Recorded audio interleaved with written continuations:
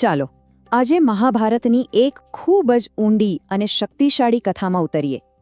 આ એક એવી કથા છે જે આપણને એક જટિલ નૈતિક દ્વિધાની સામે લાવીને મૂકી દે છે. એક એવી પરિસ્થિતિ જ્યાં ન્યાય અને દયા બંને સામસામે આવીને ઊભા રહી જાય છે. અને આ વાર્તાની શરૂઆત જ થાય છે એક માતાના હૃદયને ચીરી નાખે એવા દુઃખથી. વિચારો, એક ભયંકર અપરાધ અને એ પછી દ્રૌપદીનું જે દુઃખ છે ને એ આખી કથાનું કેન્દ્ર બની જાય છે. અને આ દુઃખમાંથી જ એક એવા સંઘર્ષનો જન્મ થાય છે જેની અસર આખા બ્રહ્માંડ પર થવાની હતી. તો ચાલો પહેલા આખી પરિસ્થિતિ સમજી લઈએ. કુરુક્ષેત્રનું ભીષણ યુદ્ધ હમણાં જ પૂરું થયું છે. પાંડવો જીતી ગયા છે, બધે શાંતિ થવી જોઈએ, બરાબર? પણ ના, બદલાની આગમાં બળતું એક કાયરતાભર્યું કૃત્ય થાય છે અને એ વિજય પછીની શાંતિને એક જ ઝાટકે ભાંગીને પૂક્કો કરી નાખે છે. થયું એવું કે પોતાના હારેલા સ્વામી દુર્યોધનને ખુશ કરવા માટે યોદ્ધા અશ્વત્થામા એક ભયાનક પગલું ભરે છે. એ રાત્રિના અંધારામાં પાંડવોના 5 સૂતેલા પુત્રોની હત્યા કરી નાખે છે. આ ઘટના ખરેખર ખૂબ જ આઘાતજનક હતી. કેમ? કારણ કે આ હત્યા કરનાર અશ્વત્થામા બીજું કોઈ નહીં પણ પાંડવોના પોતાના ગુરુ દ્રોણાચાર્યનો દીકરો હતો અને એક બ્રાહ્મણ પણ. એણે તો જાણે વફાદારી અને અધર્મ વચ્ચેની બધી જ રેખાઓ ભૂંસી નાખી. હવે દ્રૌપદીના આંસુ જોઈને અર્જુનનો ક્રોધ ભભૂકી ઉઠે છે. એ દુઃખ અને ગુસ્સામાં પોતાની પત્નીને વચન આપે છે, પ્રતિજ્ઞા લે છે કે એ હત્યારાનું માથું લાવીને જ રહેશે. અને બસ એ જ ક્ષણે એ પોતાના રથ પર સવાર થઈને હત્યારાનો પીછો કરવા નીકળી પડે છે. આ માત્ર કોઈ એક વ્યક્તિનો પીછો નહોતો, આ તો ન્યાયની શોધની શરૂઆત હતી. અને અહીંથી આખી વાર્તા એકદમ અલગ જ સ્તર પર પહોંચી જાય છે. આ જે પીછો શરૂ થયો છે ને એ માત્ર જમીન પરનો પીછો નથી. થોડી જ વારમાં એ એક એવી ભયાનક ટક્કરમાં ફેરવાઈ જાય છે જે આખા બ્રહ્માંડને જોખમમાં મૂકી દે છે. તો જુઓ, થયો શું? અશ્વત્થામા પોતાનો જીવ બચાવવા માટે ભાગી રહ્યો છે અને અર્જુન પૂરી તાકાતથી એનો પીછો કરી રહ્યો છે. પણ એક સમય એવો આવે છે જ્યારે અશ્વત્થામા ઘેરાઈ જાય છે, એના ઘોડા થાકી જાય છે. હવે એની પાસે કોઈ રસ્તો બચ્યો નથી અને એટલે જ ડર અને હતાશામાં એ પોતાનો છેલ્લો વિકલ્પ વાપરે છે. એ બ્રહ્મશિર અસ્ત્રનો પ્રયોગ કરે છે. એક એવું દિવ્ય શસ્ત્ર જેને ખુદ પણ પાછું ખેંચી શકે એમ નથી. આ એક ભયંકર નિર્ણય હતો. અને જેવું એ અસ્ત્ર છૂટ્યું, બસ એક એવી અંધ કરી દેતી, બધું જ ભસ્મ કરી નાખે એવી ઊર્જા ફેલાઈ ગઈ, જાણે ત્રણેય લોકનો નાશ કરી દેશે. આ દૃશ્ય ખરેખર કલ્પના બહારનું હતું. અર્જુન અને એના સારથી શ્રીકૃષ્ણ પોતાની આંખો સામે એક સંભવિત પ્રલયને જોઈ રહ્યા હતા. એ દિવ્ય શસ્ત્રની ઊર્જા આખી સૃષ્ટિને ગળી જવા તૈયાર હતી. તો પછી આ મહાવિનાશને રોક્યો કેવી રીતે? શ્રીકૃષ્ણની સલાહ પર અર્જુન પણ એ ખતરાને શાંત કરવા પોતાનું બ્રહ્માસ્ત્ર છોડે છે. હવે આ બંને શક્તિશાળી શસ્ત્રો હવામાં ટકરાય છે અને એક ભયાનક આગનો ગોળો બનાવે છે. આ જોઈને અર્જુનને સમજાય છે કે આનાથી તો આખી જીવ સૃષ્ટિનો નાશ થઈ જશે. અને ત્યારે એ પોતાની શક્તિનો ઉપયોગ કરીને બંને શસ્ત્રો પાછા ખેંચી લે છે અને સૃષ્ટિને બચાવી લે છે. આ બતાવે છે કે અર્જુન માત્ર એક મહાન યોદ્ધા જ નહોતો, પણ કેટલો જવાબદાર પણ હતો. એણે સાબિત કર્યું કે સાચી શક્તિ વિનાશમાં નહીં, સંયમમાં છે. સારું, તો હવે પેલી શસ્ત્રોની લડાઈ તો પૂરી થઈ ગઈ, ભૌતિક સંઘર્ષ સમાપ્ત.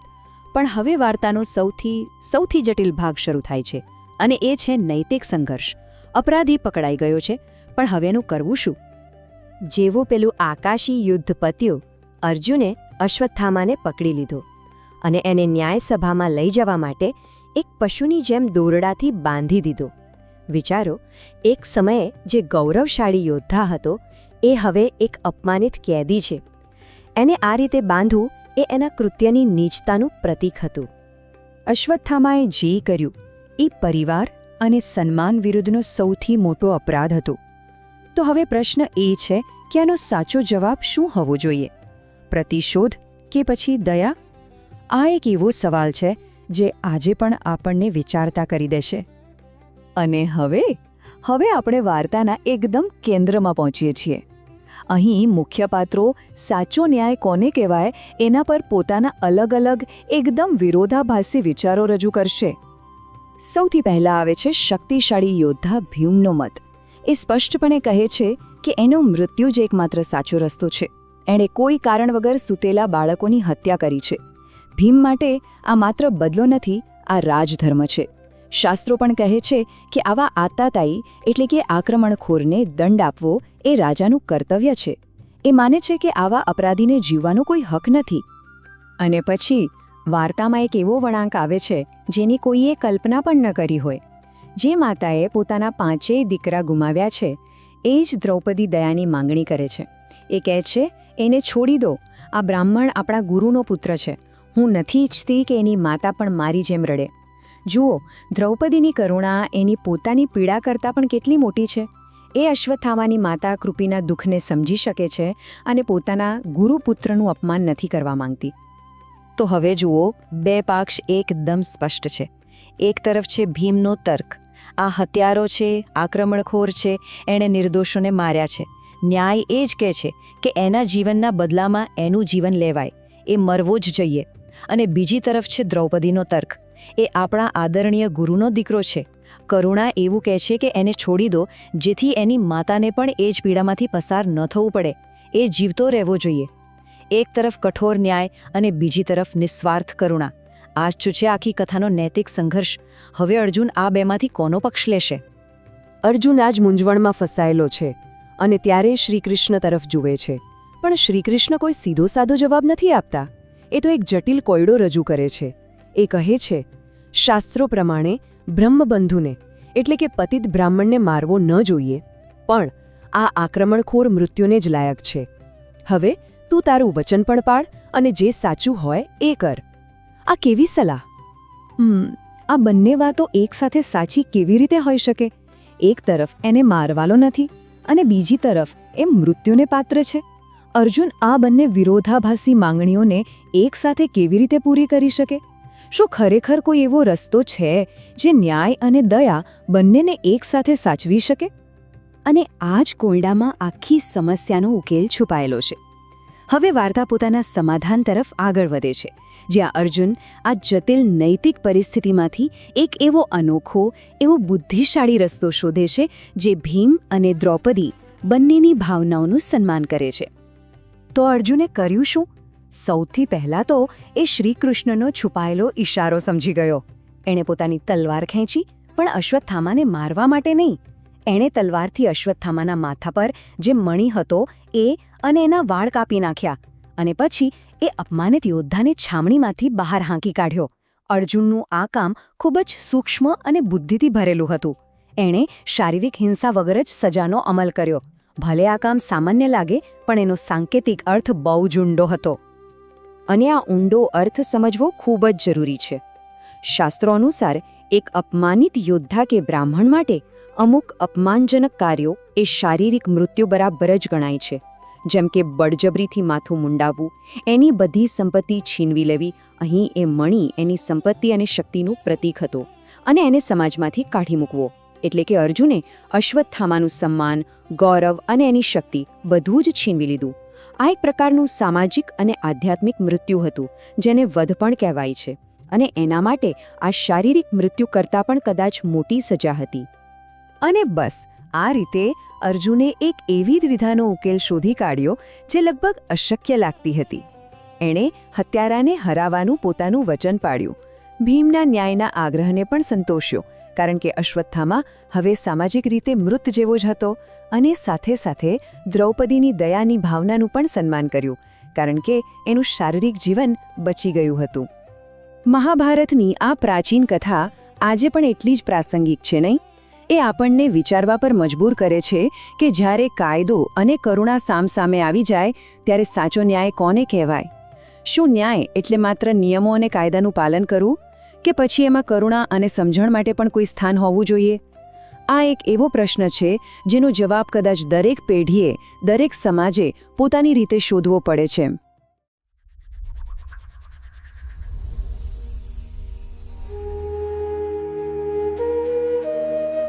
આપનું સ્વાગત છે. આજે આપણે શ્રીમદ ભાગવતમના એક એવા અધ્યાયમાં ઊંડા ઉતરી રહ્યા છીએ જે મહાભારત યુદ્ધના અંત પછીની એક અત્યંત ચોંકાવનારી ઘટના વર્ણવે છે.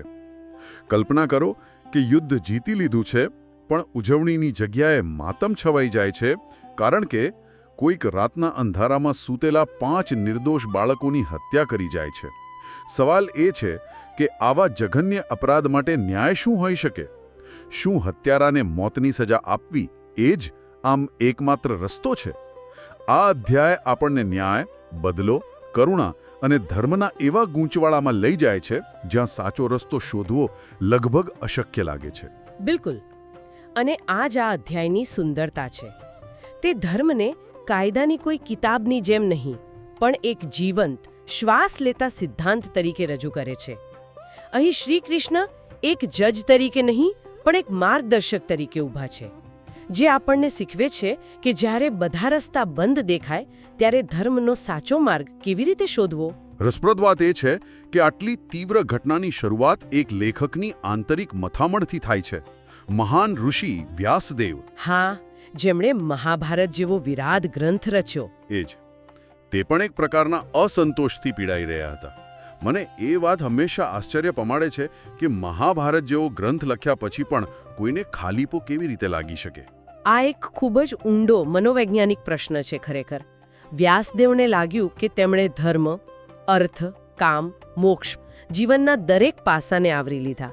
તેમણે મોટા મોટા યુદ્ધો અને રાજનીતિનું વર્ણન કર્યું, પણ એમને એવું લાગ્યું કે તેમને ભગવાનની જે શુદ્ધ, નિસ્વાર્થ ભક્તિ છે, જે લીલાઓ છે, તેનું એટલું ગુણગાન નથી કર્યું જેટલું કરવું જોઈતું હતું. એટલે કે નિયમો તો બતાવ્યા. હા, નિયમો બતાવ્યા, પણ એ નિયમો પાછળ જે પ્રેમ અને શ્રદ્ધાનો આધાર છે તેના પર ઓછું લખ્યું. આ એક સર્જકની અતૃપ્તિ હતી. એટલે કે તેમણે દુનિયાને બધું જ જ્ઞાન આપી દીધું, પણ એ જ્ઞાનથી મળતી શાંતિ તેમને પોતાને ન મળી.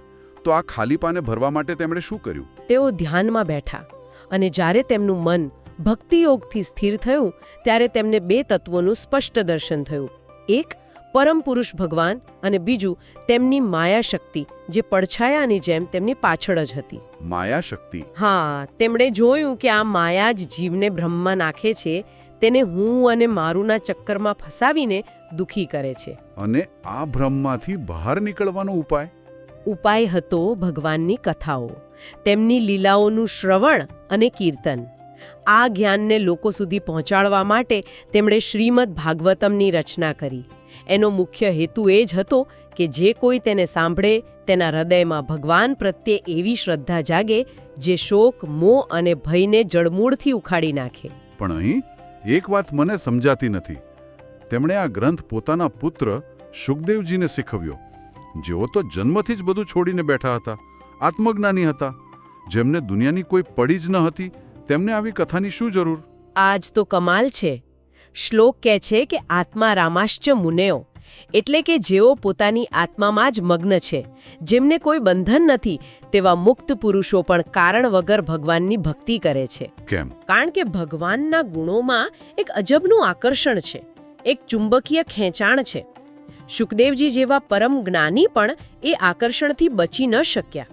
આ વાત એ સાબિત કરે છે કે ભાગવતની કથા માત્ર દુઃખી લોકો માટે નથી, પણ પરમ જ્ઞાનીઓ માટે પણ આનંદનો સ્ત્રોત છે. આ તો થઈ ભાગવતની રચના પાછળની વાત, જે શોક અને ભયને દૂર કરવા માટે લખાઈ. અને વિડંબણા જુઓ, આ જ અધ્યાય આપણને તરત જ યુદ્ધ પછીના સૌથી ભયાનક અને શોકપૂર્ણ દ્રશ્ય પર લઈ જાય છે. બરાબર. કથા હવે કુરુક્ષેત્રના મેદાનમાં પહોંચે છે. યુદ્ધ પૂરું થઈ ગયું છે. દુર્યોધન ઘાયલ અવસ્થામાં પડ્યો છે.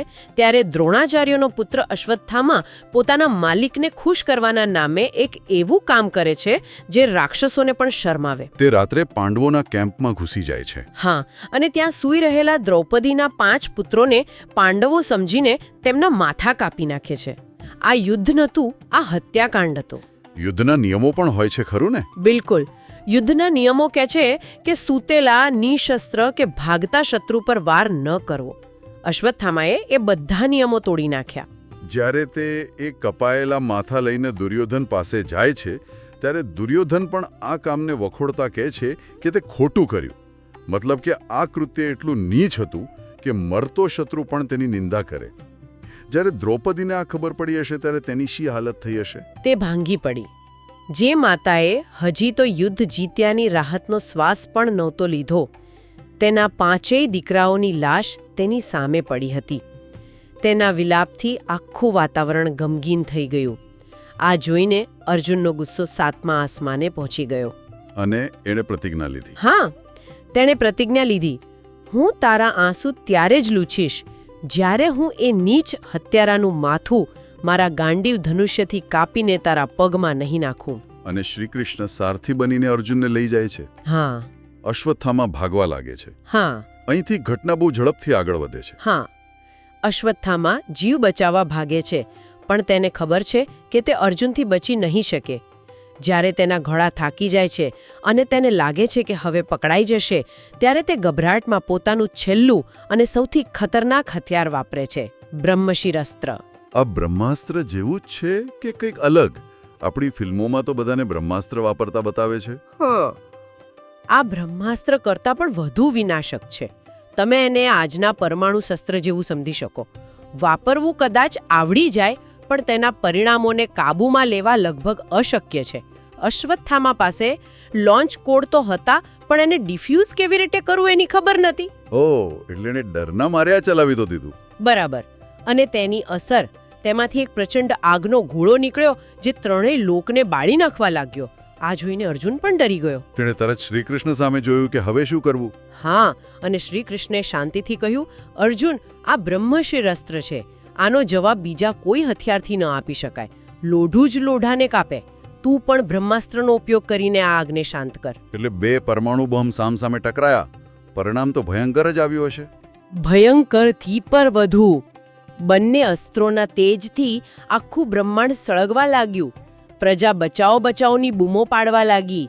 ત્યારે શ્રીકૃષ્ણના ઈશારે અર્જુને, જે કુશળ યોદ્ધો હતો, તેણે બંને અસ્ત્રોને પાછા ખેંચી લીધા. અને પછી ગુસ્સાથી લાલચોળ થઈને અશ્વત્થામાને પકડી લીધો. તેને જાનવરની જેમ દોરડાથી બાંધી દીધો. તો હવે તો બધું સીધું જ લાગી રહ્યું છે. ગુનેગાર પકડાઈ ગયો છે. અર્જુને પ્રતિજ્ઞા લીધી છે કે તેનું માથું કાપી નાખશે. હવે તેને શિબિરમાં લઈ જઈને સજા આપવાની બાકી છે. પણ અહીંથી જ કહાનીનો અસલી વળાંક શરૂ થાય છે. અહીંથી ધર્મની પરીક્ષા શરૂ થાય છે.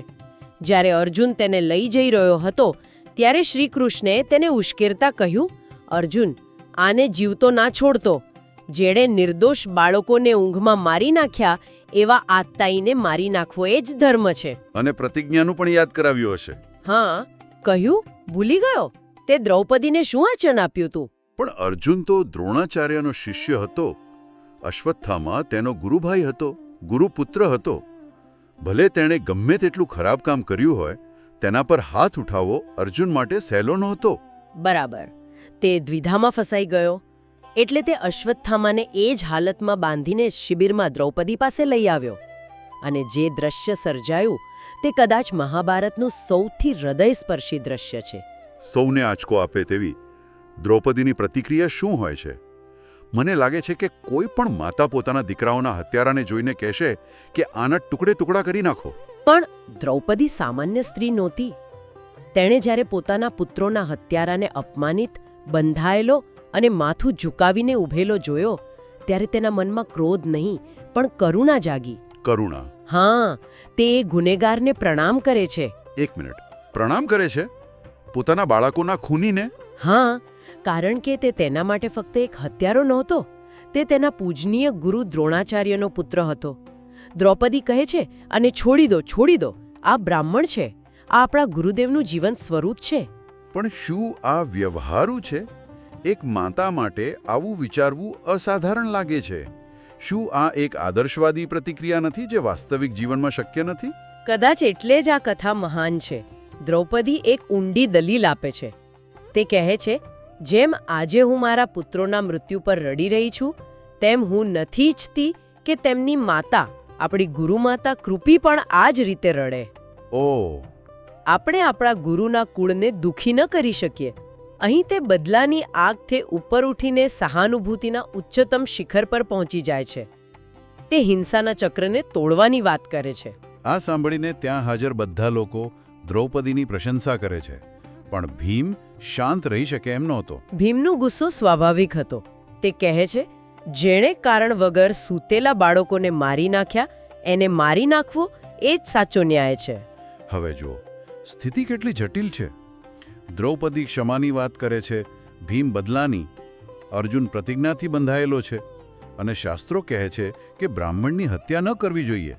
બધા પોતપોતાની રીતે સાચા છે બરાબર. અને આ ગૂંચ ઉકેલવા માટે બધા શ્રીકૃષ્ણ સામે જુએ છે. હવે તેઓ શું કરશે? અહીં શ્રી કૃષ્ણની પ્રતિભા દેખાય છે. તે હસીને અર્જુન તરફ જોઈને એક કોયડો રજૂ કરે છે.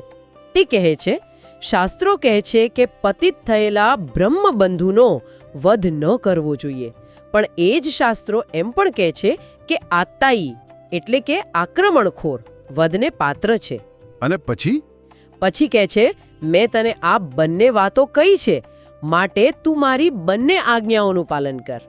એક મિનિટ, તમે બ્રહ્મબંધુ શબ્દ વાપર્યો, એનો અર્થ શું થાય? શું તે સામાન્ય બ્રાહ્મણ કરતાં અલગ છે? ખૂબ જ સારો પ્રશ્ન. આ એક શબ્દમાં જ આખી સમસ્યાનો ઉકેલ છુપાયેલો છે. બ્રહ્મબંધુ એટલે એ વ્યક્તિ જે જન્મથી જ બ્રાહ્મણ હોય, પણ કર્મોથી બ્રાહ્મણના ગુણો ગુમાવી ચૂક્યો હોય. એટલે કે એક પતિત બ્રાહ્મણ. બરાબર. કૃષ્ણ સ્પષ્ટ કરી રહ્યા છે કે અશ્વત્થામા હવે પૂજનીય બ્રાહ્મણ નથી રહ્યો, પણ તેના જન્મના કારણે તેને સીધી મૃત્યુદંડની સજામાંથી પણ બચાવ મળે છે. વાહ, આ તો બહુ સૂક્ષ્મ વાત છે. તો કૃષ્ણે અર્જુનને કહ્યું કે આને મારવાનો પણ છે અને નથી પણ મારવાનો. દ્રૌપદીની વાત પણ રાખવાની છે અને ભીમની પણ. આ કેવી રીતે શક્ય બને? બુદ્ધિશાળી અર્જુન તરત જ કૃષ્ણના મનની વાત સમજી ગયો. તેણે પોતાની તલવાર કાઢી અને અશ્વત્થામાનું માથું કાપવાને બદલે તેના માથા પર જન્મથી જ રહેલો એક મણિ તેના વાળ સાથે કાપી નાખ્યો. તો તેમણે ખાલી વાળ કાપીને મણી લઈ લીધો? 5 બાળકોની હત્યાની આટલી નાની સજા? આ ન્યાય કેવી રીતે કહેવાય? દેખીતી રીતે આ નાની સજા લાગે, પણ તે સમયના સંદર્ભમાં આ મૃત્યુ કરતાં પણ મોટી સજા હતી. એ મણિ જ અશ્વત્થામાની શક્તિ, તેજ અને ગૌરવનું પ્રતીક હતું. શાસ્ત્રો અનુસાર બ્રાહ્મણ માટે શારીરિક મૃત્યુદંડ નથી, પણ તેનું અપમાન કરવું, તેની સંપત્તિ છીનવી લેવી, હા, અને તેને સમાજમાંથી કાઢી મૂકવો એ જ તેના માટે મૃત્યુ બરાબર છે. મણિ છીનવીને અર્જુને અશ્વત્થામાને જીવતે જીવ મારી નાખ્યો. તે તેજહીન અને શક્તિહીન થઈ ગયો. હવે સમજાયું. તો આ એક ઉકેલથી બધી શરતો પૂરી થઈ ગઈ. બધું જ સચવાઈ ગયું. અશ્વત્થામા જીવતો રહ્યો એટલે બ્રાહ્મણ હત્યાનું પાપ ન લાગ્યું અને દ્રૌપદીની કરુણા સચવાઈ. અને સજા પણ થઈ? હા, તેના આણી અને ગૌરવ છીનવાઈ ગયો એટલે તેને તેના કર્મોની સજા પણ મળી. ભીમનો ગુસ્સો શાંત થયો અને અર્જુનની પ્રતિજ્ઞા પણ પરોક્ષ રીતે પૂરી થઈ. આને કહેવાય ધર્મનું સૂક્ષ્મ પાલન, જ્યાં કાયદાના અક્ષરોને વળગી રહેવાને બદલે તેની ભાવનાને સમજવામાં આવે છે. તો આ આખી ચર્ચા પરથી શ્રોતાઓ માટે સૌથી મોટો પાઠ કયો છે? આટલી જટિલ કથા આપણને શું શીખવે છે? મને લાગે છે કે સૌથી મોટો પાઠ એ છે કે જીવન હંમેશા કાળું અને ધોળું નથી હોતું. મોટા ભાગની પરિસ્થિતિઓ ગ્રે હોય છે. ન્યાયનો અર્થ હંમેશા બદલો નથી હોતો. દ્રૌપદી આપણને શીખવે છે કે સાચો ધર્મ ક્યારેક પોતાની અંગત પીડાથી ઉપર ઉઠીને કરુણા બતાવવામાં છે. એ ન્યાયની એક ઉચ્ચ વ્યાખ્યા છે. અને શ્રીકૃષ્ણની ભૂમિકા એ શીખવે છે કે જ્યારે ધર્મ અને અધર્મો વચ્ચે પસંદગી કરવાની ન હોય, પણ 2 અલગ અલગ ધર્મો વચ્ચે પસંદગી કરવાની હોય, ત્યારે બુદ્ધિ અને વિવેકનો ઉપયોગ કરીને એક ત્રીજો રસ્તો શોધવો પડે છે. બરાબર. એક એવો રસ્તો જે બધાના કલ્યાણ માટે હોય. તેમણે અર્જુનને સીધો જવાબ ન આપ્યો, પણ તેને વિચારવા અને સાચો માર્ગ જાતે શોધવા માટે પ્રેરિત કર્યો. સાચો ગુરુ એ જ છે જે જવાબો ન આપે, પણ સાચા પ્રશ્નો પૂછતા શીખવે. શ્રોતાઓ માટે એક અંતિમ વિચાર. આપણે હંમેશા વિચારીએ છીએ કે ન્યાય એટલે ગુનેગારને એવી સજા આપવી જે તેના ગુના બરાબર હોય. અશ્વત્થામાને શારીરિક મૃત્યુ ન મળ્યું, પણ અપમાન અને ગૌરવનું મૃત્યુ મળ્યું, જે તેને ચિરકાળ સુધી ભોગવવાનું હતું. પણ શું સાચો ન્યાય હંમેશા સજા દ્વારા જ સંતુલન લાવે છે? કે પછી દ્રૌપદીએ જે કરુણા બતાવી, જેણે બદલાની આખરી શૃંખલાને તોડી નાખી, એમાં કોઈ ઊંડો અને વધુ પરિવર્તનકારી ન્યાય છુપાયેલો હતો? આ પ્રશ્ન વિચારવા જેવો છે.